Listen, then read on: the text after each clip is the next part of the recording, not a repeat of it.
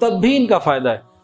کسی بھی انسان کو کوئی بھی حاجت، کوئی بھی پریشانی، کوئی بھی غم ہو، کوئی بھی کسی بھی نوعیت کا، صبح اور شام 7 مرتبہ، 7 مرتبہ صبح، 7 مرتبہ شام، پابندی سے اس کو یقین کے ساتھ پڑھیں تو عرش عظیم کا مالک ہے، اتنی بڑی قیمتی چیز کا مالک ہے، ہماری چھوٹی چھوٹی ضروریات کیسے پوری نہیں کریں گے؟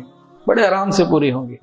سورہ توبہ کی آخری دونوں آیات، لقد جاءکم رسول من انفسکم عزیز علیہ ما عنتم حریص علیکم بالمؤمنین رؤوف رحیم فإن تولوا فقل حسبی اللہ لا الہ الا هو علیہ توکلت وهو رب العرش العظیم۔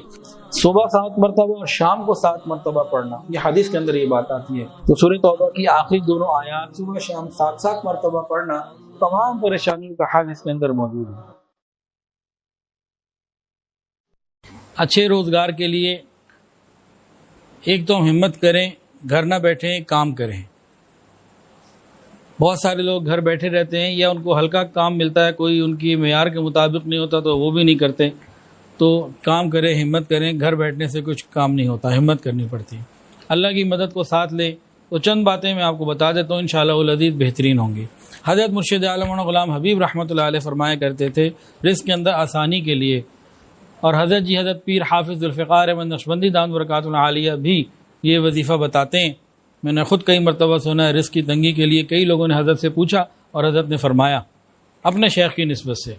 تو پھر میں آپ کو اپنے شیخ اور ان کے شیخ کی نسبت سے وہی بتا رہا ہوں، فجر کی نماز کے بعد اور عصر کی نماز کے بعد 7 مرتبہ سورہ قریش لإلاف قریش پڑھنا۔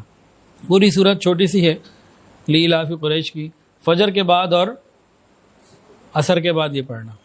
اور زیادہ بہتر کرنا چاہتے ہیں تو ہر نماز کے بعد پڑھیں۔ ایک بات ہو گئی۔ دوسری بات، استغفار کی کثرت، استغفر اللہ ربی من کل ذنب واتوب الیہ، اس کی کثرت اللہ تعالیٰ کو محبوب ہے اور اللہ تعالیٰ راستے کھول دیتے ہیں۔ ویڈیو کے نیچے 2-3 وظائف بھی سن لیجئے۔ اللہ لطیف بعبادہ یرزق من یشاء وهو القوی العزیز، سے پارہ نمبر 25 سورہ شورى، اس کی آیت نمبر 19 نمبر آیت۔ یہ فجر کی نماز کے بعد 70 مرتبہ روز پڑھیں، اللہ تعالیٰ رزق میں اضافہ عطا فرما دیں گے۔ کم سے کم اس کو 3 مہینے کر لیں، باقی تو زندگی بھر کا حصہ بن جائے، عمل بن جائے تو بہت اچھا۔ فجر کی نماز کے بعد، سلام پھیرنے کے بعد، وضو ہو نہ ہو، قرآن دیکھ کے پڑھے، ویسے پڑھے، تاکہ سارے سوالات جو آنے نا اس کو میں ابھی کلیئر کر دوں۔ فجر کی نماز پڑھنے، ابھی بیٹھے بیٹھے پڑھنے نہیں، اٹھ کے بھی پڑھ سکتے ہیں، وضو ٹوٹ جائے پھر بھی پڑھ سکتے ہیں، منہ ادھر ہو جائے تب بھی پڑھ سکتے ہیں، کوئی ایسا مسئلہ نہیں۔ فجر کی نماز پڑھ لی، 70 دفعہ ہی پڑھنا ہے، آدھے گھنٹے بعد پڑھ سکتے ہیں، 20 منٹ بعد پڑھ سکتے ہیں۔ جب کوئی شرط نہیں بتائی جا رہی نا تو ہمیں شرطیں لگانی بھی نہیں چاہیے۔ ان ساری باتوں کا مقصد نعوذ باللہ کسی کی بے کرامی ہے، وہ مقصد نہیں ہوتا، سمجھانا مقصود ہے۔